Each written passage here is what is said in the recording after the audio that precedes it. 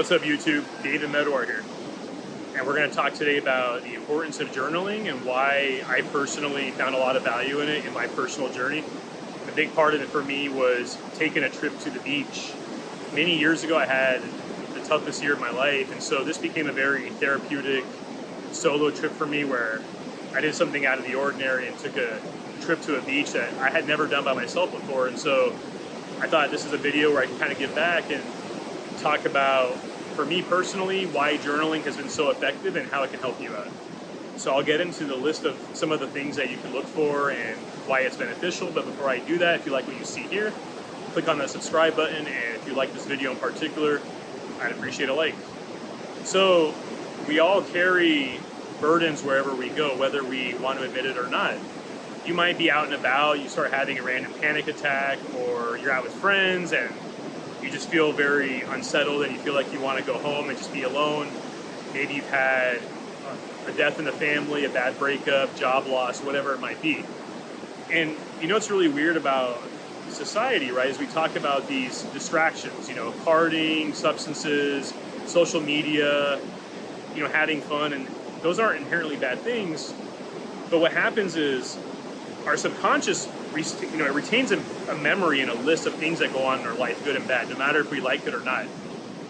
Have you ever thought about how you kind of try and recollect a memory from when you were a kid and you're like, oh, well, between ages 6 and 7, I don't remember what the hell happened, right? It's kind of a blur to me. I don't know what I was doing. I have vague memories of it. So we can think of our brain as a computer in a sense that there are certain things that it may seem to be something that's kind of damaging you or can be harmful to you.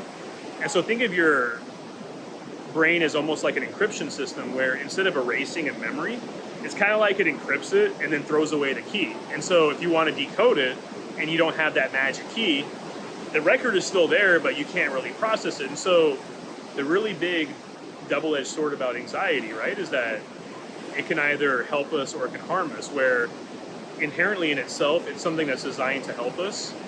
When it comes to trauma, when it comes to those difficult memories, those difficult times, we're going to have some sort of an undealt with, unprocessed type of thing in our brain, and it just gets stuck, and we have it sit and fester, and it goes with us wherever we go. And through life, if we're not healing, and if we're not reconnecting with ourselves, you just keep layering on all this baggage, right?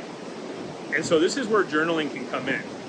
Because inherently in itself, journaling may not seem like a big deal, or, you might think to yourself, what the hell do I even write about? Do I scribble a picture of a dinosaur? Do I write stuff about what I ate today? Do I just simply write about how I'm feeling? Write it all. There's no right or wrong answer here, because with journaling, what you want to do is you just want to pick up that piece of paper and that pen, start scribbling whatever it is the hell you want to do, and just let your imagination fly. Because when you first approach this exercise of journaling, it wouldn't be a surprise if you feel a lot of resistance. You're like, let me check my phone. I wonder if there's something in the fridge, or I can come back to this later.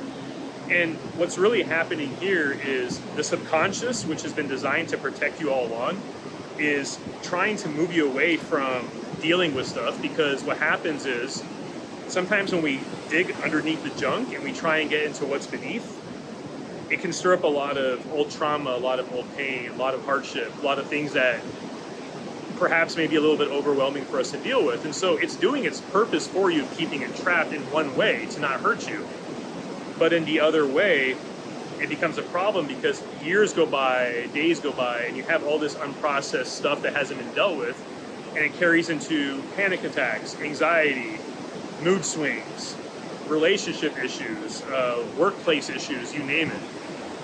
And so for me personally, 7 years back, having the hardest time of my life, coming to the journal, coming to the beach, I had no other choice but to start dealing with stuff. Because sometimes if you don't deal with stuff through life, you're going to have no choice. And at one point, things might hit the fan so badly that you have no other choice but to deal with stuff. In my case, it was an unfortunate circumstance where I was just kind of coasting through life, riding the waves of it all. I had a good job. I had, things that on paper look good, but there were also a lot of things that weren't dealt with until I had no choice but to deal with them. And so when it comes to the journaling, right, you might think to yourself that you need some sort of an agenda or a list of things to write about. It doesn't matter.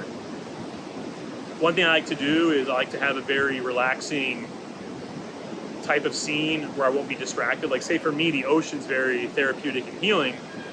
You know, close my eyes, take a deep breath, just kind of relax, feel my body for a bit, and then I'll just start scribbling. And I don't care what's in my mind at the moment. If it's about chocolate, if it's about dad jokes, I don't give a shit. I'll just write down whatever it is. And slowly what will happen is you're getting into that flow state where things just start unraveling, and you'll start dealing with shit. You'll start writing stuff down.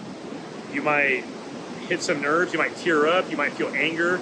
If you feel thoughts about a lot of pent-up anger that don't really sound good or healthy, just write it down, because a big part of this exercise is I want you to envision that you're walking around with a bunch of these weights on your soul, and they need to be lifted and transferred somewhere where they can't hurt you.